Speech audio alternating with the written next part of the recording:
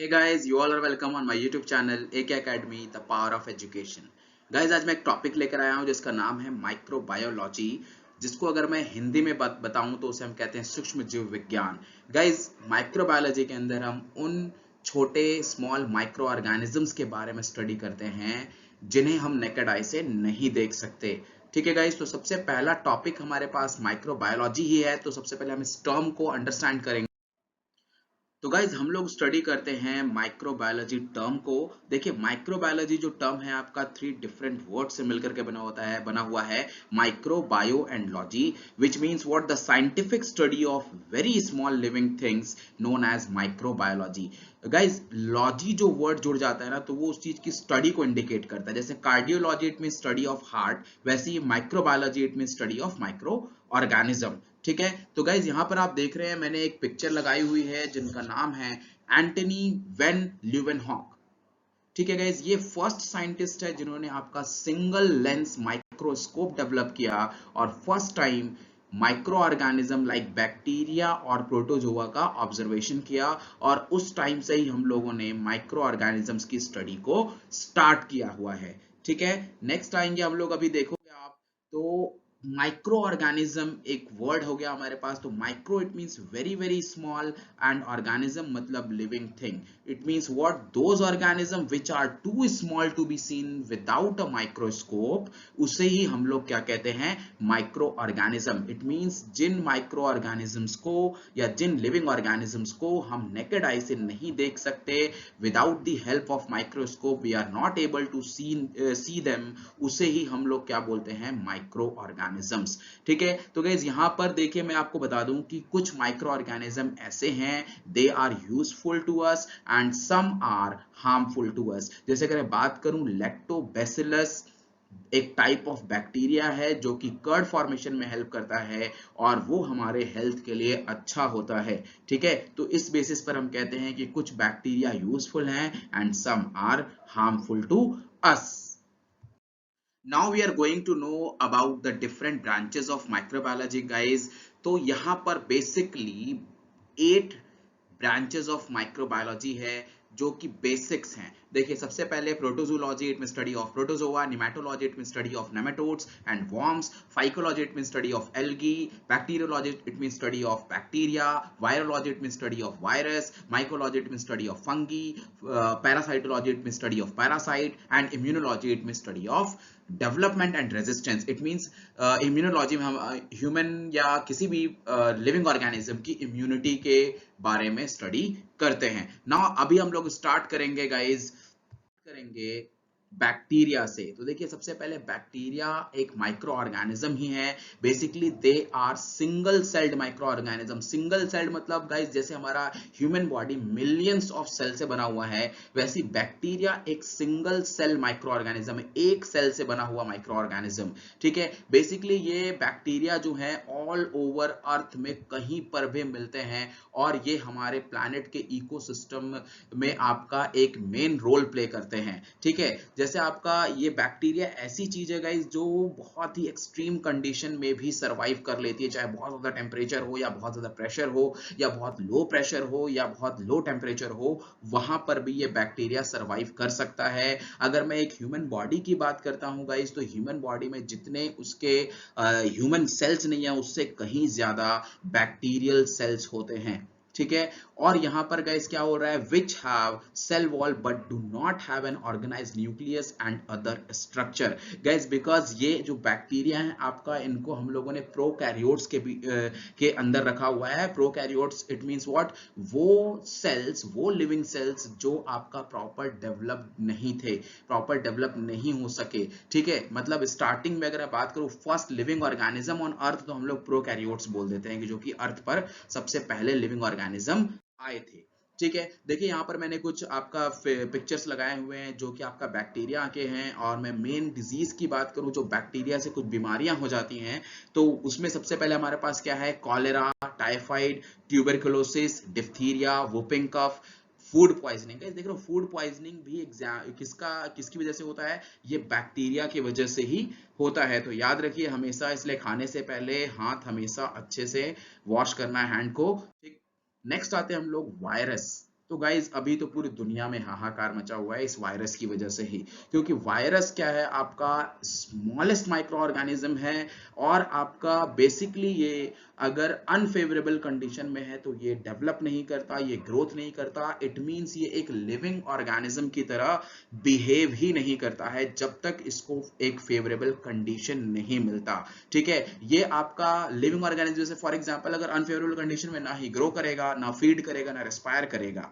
ठीक है, तो यहां पर देखिए वायरस इसलिए डेंजर हो जाता है। ठीक है, तो अभी देखो हमारे पास क्या है कि ह्यूमन डिजीज अगर बात करूं तो बेसिकली जो कॉमन कोल्ड होता है is also by the reason of virus. ठीक है, और भी डिफरेंट टाइप्स ऑफ डिजीज मैंने यहाँ पर लिखे हुए हैं जैसे इन्फ्लुएंजा, मीसल्स, पोलियो। देख रहे हैं पोलियो, अभी अब तो इंडिया पोलियो फ्री हो गया है, अदरवाइज पोलियो भी जो एक डिजीज जिसमें एक लेग आपका बच्चों का खराब हो जाता था बाई बर्थ से ही, वो भी एक वायरस की वजह से ही होता था। ठीक है, स्मॉल पॉक्स देख लीजिए, अभी जो रिसेंट में बिल्कुल बहुत ज्यादा ट्रेंड कर रहा है वो है कोरोना। ठीक है, कोरोना भी टाइप ऑफ वायरस है, यही रीजन है बिकॉज गाइज वायरस को ना हम लोग मार नहीं सकते हैं। ठीक है, वो बहुत ही मतलब हाई टेम्परेचर पर या फिर आपका बहुत ही एक्सट्रीम कंडीशन में भी सरवाइव कर जाते हैं, और जैसे ही इनको फेवरेबल कंडीशन मिलता है ये कॉन्टिन्यूसली मल्टीप्लाई करना स्टार्ट कर देते हैं।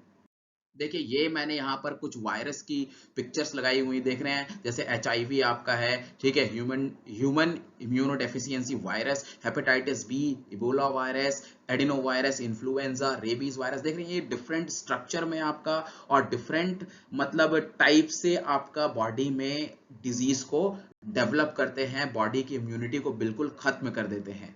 ठीक है, आगे चलते हैं हम लोग प्रोटोजोआ के बारे में गाइस। तो प्रोटोजोआ क्या है? Protozoa are single cell organism, they come in many different shapes and sizes ranging from an amoeba which can change its shape and to paramecium with its fixed shape and complex structure. तो guys यहाँ पर amoeba is a type of protozoa, और देखो amoeba क्या करता है, amoeba आपका अपना शेप चेंज कर सकता है। ठीक है, आ रहा है, जबकि पैरामीशियम क्या है, फिक्स्ड शेप में होता है। ठीक है, ये आपका ये भी सारे सिंगल सेल माइक्रो ऑर्गेनिज्म होते हैं, बट इसके बॉडी पार्ट्स वेल डिफाइंड होते हैं।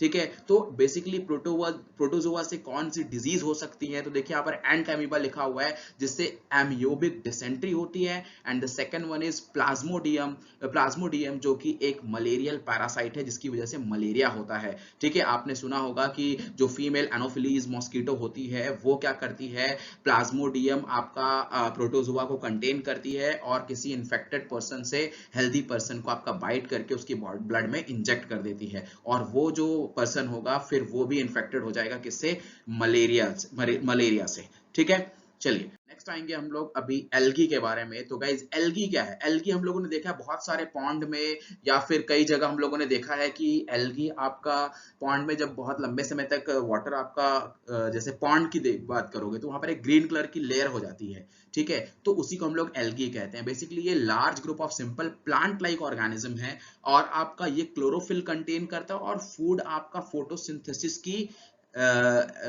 फोटोसिंथेसिस प्रोसेस से ही आपका ये फूड मैन्युफैक्चर करता है। ठीक है, बट ये डिफरेंट है प्लांट से बिकॉज इनका प्रॉपर रूट और स्टेम और लीव्स इस तरह का स्ट्रक्चर इसमें प्रॉपर आइडेंटिफाई नहीं होता है। ठीक है, क्या गाइस हमने यहाँ पर एक लाइन मैंने और लिखी, देखिए only some of algae are unicellular and most of the algae are multicellular. कुछ ऐसे एल्गी हैं जो यूनिसेलुलर हैं, अदरवाइज मैक्सिमम करके जो आपका क्या बोलना चाहिए एल्गी हैं दे आर मल्टी सेल्यूलर। ठीक है, देखिए ये पिक्चर मैंने यहाँ पर शो किया हुआ है, ये है आपका एल्गी। देखो यहाँ पर आप देख पा रहे होंगे, ये आपने बहुत सारा इस तरह से देखा होगा, जो भी आपका रिवर के बैंक में आपका कुछ अगर स्टोन वगैरह पड़ा होता है या फिर आपका पॉन्ड में बहुत लंबे समय तक पानी बिल्कुल स्टोर हुआ है, तो वहां पर धीरे धीरे इस तरह का माइक्रो ऑर्गेनिज्म डेवलप होने लगता है जिसको हम लोग एल्गी बोलते हैं। क्लियर, नेक्स्ट आएंगे हम फंगी के बारे में। तो गाइस सबने फंगी देखा है, फंगस को सबने देखा है। अगर ब्रेड को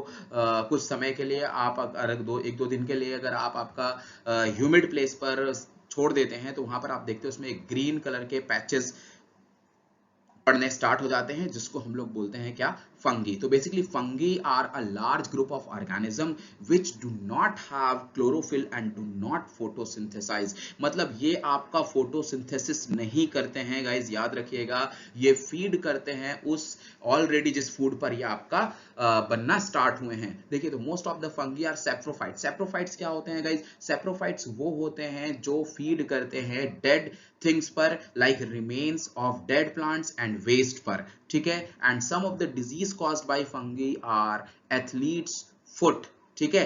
और आपका कुछ ऐसे बहुत सारी डिजीज होती हैं जो फंगस की वजह से, रिंग वॉर्म्स वगैरह हो गया, ठीक है. तो ये सारा स्किन डिजीज जो बेसिकली है गाइस वो फंगस की वजह से होता है. तो देखिए यहाँ पर मैंने एक पिक्चर लगाई है, आपको दिख रहा है मशरूम है, मशरूम हम लोग खाते हैं. तो देखिए मैंने आपको बता रखा है कि माइक्रो ऑर्गेनिज्म जो है सभी के सभी हार्मफुल नहीं है. कुछ माइक्रो ऑर्गेनिज्म ऐसे हैं जो हमारी ह्यूमन बॉडी के लिए बहुत अच्छे होते हैं, लेकिन कुछ ऐसे माइक्रो ऑर्गेनिज्म हैं जो हमारे लिए हार्मफुल होते हैं. जैसे हम लोग अगर मशरूम खाते हैं, mushroom is good for health, ठीक है. चलिए नेक्स्ट आएंगे गाइज हम लोग.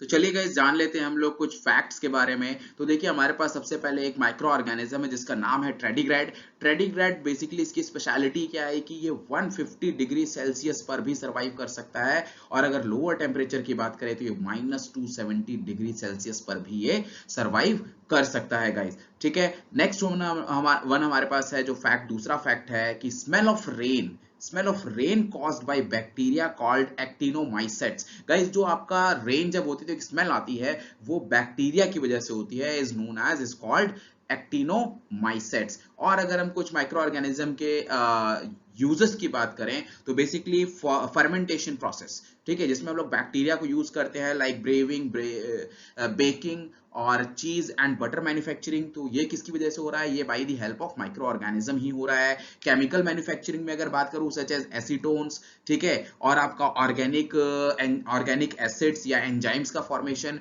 तो भी हम लोग किसको यूज कर रहे हैं? माइक्रो ऑर्गेनिज्म को. गाइस वैक्सीन देखो, वैक्सीन आपका क्या है? वैक्सीन भी एक माइक्रो ऑर्गेनिज्म ही है, बट वो वीक फॉर्म में होता है, जिसको ह्यूमन बॉडी में या किसी भी डिजीज के अगेंस्ट हम लोग उसको वीक, पहले उस वायरस को या जो भी आपका माइक्रो ऑर्गेनिज्म को वीक कर देते हैं एंड देन बॉडी में इंजेक्ट कर देते हैं, ताकि उस वीक वायरस को मारने के लिए जो मेरी ह्यूमन बॉडी के अंदर एंटीबॉडीज हैं वो आपका डेवलप हो जाए.